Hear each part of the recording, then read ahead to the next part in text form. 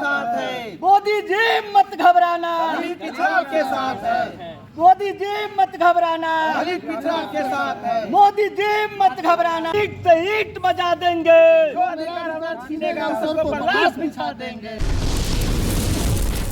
नमस्कार, मैं चंद्रशेखर कुमार और आप देख रहे हैं मेट्रो बिहार न्यूज। इस वक्त मैं लालगंज प्रखंड कार्यालय परिसर में हूं और यहां पे कई सारे लोग हैं जो यूजीसी बिल के समर्थन में एकत्रित हुए हैं और मोदी जी के समर्थन में नारेबाजी किए हैं।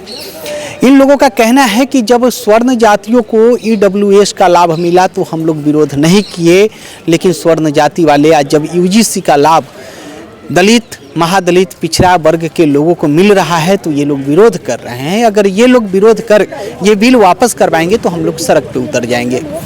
आगे ये लोग क्या कुछ कह रहे हैं आप खुद सुनिए, खुद देखिए और खुद समझिए और अपनी राय कमेंट बॉक्स में जरूर दीजिए।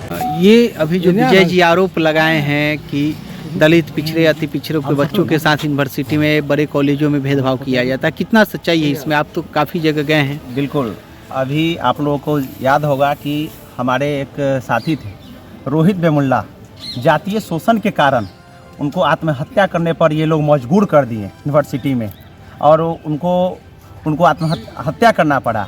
और आज भी हमारे एक लक्ष्मण यादव है जो प्रोफेसर, दिल्ली में प्रोफेसर थे, उनका जातीय शोषण के कारण उनको हटा दिया गया। ये जो बिल आया है हम लोग इन बिल को पुरजोर समर्थन करते हैं और ये लोग आज एक न्यूज़ के माध्यम से देख रहे हैं तो कि युवराज सुधीर सिंह हैं जो ऐलान किए हैं कि 1 फरवरी को उन्होंने गांधी मैदान में पंचायत बुलाए हैं। आज ठीक है, उन लोग प्रोग्राम करे, कोई नहीं है, आज उन लोग विरोध कर रहे हैं। हम लोग जिस दिन 90% लोग यदि सड़कों पर आ गए तो ये भारत की सड़क कम पड़ जाएगी। मोदी जी को समर्थन में हम लोग उतरेंगे और उन बिल का समर्थन करते हैं। क्या नाम हुआ? शिवशंकर। यूजीसी के बिल के समर्थन में आप लोग लालगंज प्रखंड कार्यालय में आए हैं, क्या कहेंगे?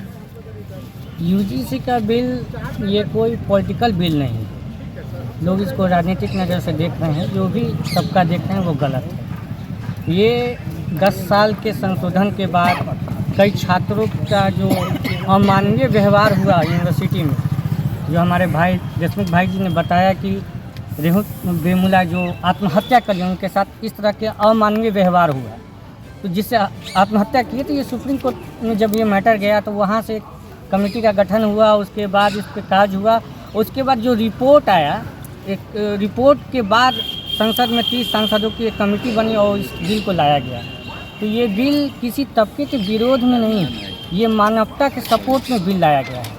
आखिर हम मानव हैं और मानव जाति का कोई जाति नहीं होता, मानव कल्याण की बात करते हैं। और हाँ, ये भारत की जो सभ्यता संस्कृति है ये मानव कल्याण की बात करती है। मानव कल्याण तभी आएगा जब सभी में समानता का अधिकार मिलेगा।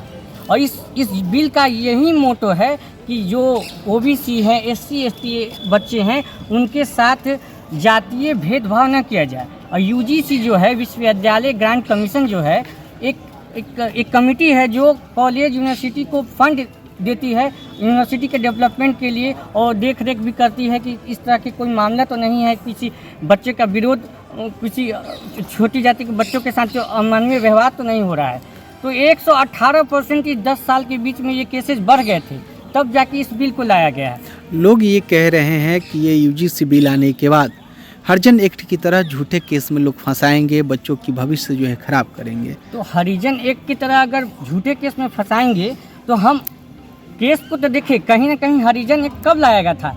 जब हमारे दलित भाइयों को वही बाबा साहब भीमराव अम्बेडकर, इतने मेधावी छात्र थे जिन्होंने 10 से 12 सिर्फ पीएचडी किया, उनको बाहर बैठना पड़ता था, उनको क्लास में बैठने नहीं दिया जाता था, उनको उस कुएं में पानी नहीं पीने दिया जाता था कि तुम महार जाति के हो, तुम दलित हो, इसमें तुम पानी नहीं पियोगे, तुम दलित हो इसलिए तुम शिक्षा ग्रहण नहीं कर सकते हो, तुम वेद का उच्चारण नहीं कर सकते हो, तुम मंदिर में नहीं जा सकते हो, तुम अगर शिक्षा ग्रहण करोगे तो हम तुमको कान में पिघलाकर हम शीशा डालेंगे।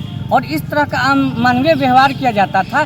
तब एससी एक्ट लाया गया। और एससी एक्ट कोई ये आज नहीं लाया गया, ये अंग्रेज के समय, उस समय पूरा अलग निर्वाचन क्षेत्र कर दिया गया था। तो गांधी जी इसी के लिए कहे कि नहीं, हम अपने भारतवासियों को बंटने नहीं देंगे। और पूना का समझौता हुआ यरवदा जेल में और उसके बाद ये ख़त्म हुआ। तो ये इस तरह की गलत जो कॉन्सेप्ट फैलाया जा रहा है कि ये बिल सवर्णों के खिलाफ है, ये बिल ऐसे है, इस तरह की कोई बात नहीं है। सरकार बस यही चाहती है कि जो दलित हैं, ओबीसी हैं, जो अत्याचार हो रहा है उन बच्चों पर, जो डर से कॉलेज नहीं जाना चाहते हैं, रैगिंग के वजह से वो क्लास अटेंड नहीं करना चाहते हैं, वो मेस में सही से बैठ नहीं सकते हैं। अगर जान जाए कि ये बच्चा चमार है या छोटी जाति का है, उसको बार बार उसको बेइज्जत करेंगे, उसको बगल में बैठेंगे नहीं, उसके साथ खाना नहीं खाएंगे। तो इस तरह के भेदभाव को मिटाकर देश को एकजुट कर विश्व में नंबर 1 बनाने के लिए इस बिल को लाया गया है। अगर इसको कोई पॉलिटिकल इशू देकर इसको गलत नैरेटिव कर रहा है और आज आप मोदी जी को गाली दे रहे हैं, आज मोदी जी को आप पुतला दहन कर रहे हैं, वही मोदी जी कल तक आपके लिए सुपीरियर थे जब 10% आरक्षण आपको मिला। और 10% आरक्षण कैसे मिला? कहा गया कि 8 लाख सालाना इनकम हो। बड़े बड़े अधिकारी का 8 लाख सालाना इनकम नहीं होता है।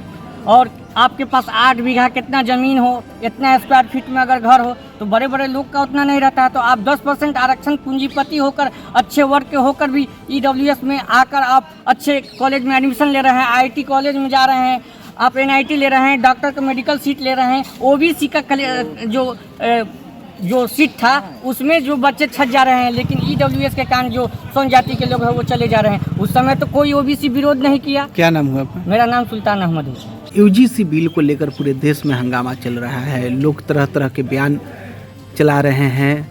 कई लोग कह रहे हैं कि इसे आरक्षण की तरह गलत उपयोग किया जाएगा, ये जो हरिजन एक्ट है उस तरीके से।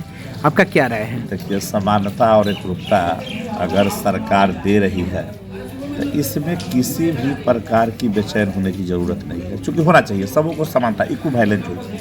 चूँकि जो यूनिवर्सिटी वगैरह में जब सीनियरिटी जूनियरिटी हॉस्टल में जाती है, तरह तरह की प्रॉब्लम जो क्रिएट होती थी, जो आए दिन माने वहाँ पर हॉस्टलों में जो समस्याएं थी, सभी को समाप्त करने के लिए एक शिकायत सेल का गठन होना, सभी को एकरूपता और समानता का अधिकार मिलना, UGC बिल में तो केवल यही है और दूसरा तो कुछ नजर नहीं आ रही है। तो क्या लगता है कि ये जो हरिजन एक्ट है उस तरीके से इसका भी दुरुपयोग किया जाएगा? देखिए, अनुसूचित जाति जनजाति एक्ट का अगर कहीं दुरुपयोग हो रहा है तो कहीं उसकी सदुपयोग भी है। दुरुपयोग तो हो ही रहा है। अगर दुरुपयोग हो रहा है तो कहीं ना कहीं अगर दलित शोषितों का जब अत्याचार था तो उसको समाधान से, तो हम यह नहीं कह रहे हैं कि यह एक्ट में कोई अनुसूचित जाति एक्ट है। यह समानता के अधिकार है, सबों को बराबर अधिकार मिले। सभी लोग यूनिवर्सिटी वगैरह में जो बड़े पूर्ववर्ती जो घटना घटित हो रहा था, इसको कम करने के लिए समानता और एकरूपता का अधिकार है। बहुत एक सूत्र में जान लीजिए, एक सूत्री है कि ये समानता और एकरूपता है और कहीं कुछ नहीं। जो लोग विरोध कर रहे हैं उनके लिए क्या संदेश देना चाहिए? सभी लोगों से आग्रह है कि सबों को समान अधिकार मिले, सभी वर्गों को मिले। और अगर कहीं कुछ लगता है तो जो उचित पटल है, जो जहाँ आंदोलन कर रहे हैं करें, पर उस पर हम लोग का कोई कमेंट नहीं। बाकी एकरूपता और समानता का अधिकार है तो सबों को मिले। इसलिए आप लोग मोदी जी की नारेबाजी कर रहे हैं, क्या है? आज हम लोग लालगंज प्रखंड कार्यालय पर मोदी जी का जो बिल आया है UGC, उसके समर्थन में हम लोगों ने ये कार्यक्रम को रखा है। जो हम लोगों के लिए, जो हमारे समाज के जो वंचित बच्चे हैं, जो उच्च शिक्षा में जाते हैं, उनके साथ जो भेदभाव किया जाता है, उसके लेकर जो हमारे माननीय नरेंद्र मोदी जी जो कानून लाए हैं, जो बिल लाए हैं, उनका हम लोग पुरजोर समर्थन करते हैं। पूरे भारत में एक तरफ से UGC बिल का विरोध चल रहा है, लोग विरोध कर रहे हैं, कह रहे हैं कि ये जो है लोगों को झूठे केस में फंसाने के लिए लाया गया है, झूठे केस में फंसाया जाएगा। एक खास वर्ग है जिनके बच्चों को परेशान किया जाएगा झूठे केस में फंसाकर। आप लोग समर्थन कर रहे हैं, क्या मतलब? मैं उन लोगों से ये पूछना चाहता हूँ कि जब मैं चोर नहीं हूँ तो फिर सिपाही से डर किस चीज़ का? आखिर वो लोग भेदभाव करते हैं, इसी के कारण जो है वो लोगों को डर लग रहा है कि ये कानून जो आया है, इस कानून के तहत हम लोग बंध जाएंगे, हमारा लोग जो है बंध जाएगा। इसलिए जो है वो लोग सड़क पर जो है इस बिल का विरोध कर रहे हैं। जब मंडल आयोग जब आया उस समय वही लोग हम लोगों को जो है आरक्षण के लिए विरोध किए। उन लोगों के लिए जब नरेंद्र मोदी जी 10% EWS जो बिल लाए, जो लागू किए, उस पर हम लोगों ने काहे नहीं विरोध किए? भाई हम तो चुप हैं। कब तक हम चुप बैठेंगे? हमारी अधिकार को अगर छीना जाएगा तो हम लोग चुप बैठने वाले नहीं हैं। हम इस बिल के समर्थन में हैं और इस बिल को वापस अगर लेने की बात करता है, तब जब 10% लोग कहता है कि हम सड़क पर आ जाएंगे, तो उसको शायद पता होना चाहिए कि 90% लोग जिस दिन सड़क पर आ जाएंगे तो भूचाल आ जाएगा। इसलिए मैं ये चेतावनी देना चाहता हूँ कि जो ये बिल है, इस बिल को विरोध में खड़ा नहीं हो। अगर बिल के विरोध में और बिल वापस हुआ तो 90% लोग जो है इस बिल के समर्थन में खड़ा होने का काम करेगा और ईंट से ईंट जो है पूरे भारत में बजा देने का काम आप करेगा। क्या मानते हैं कि ये दलित पिछड़ों, अति पिछड़ों के हित में ये बिल है? बिल्कुल।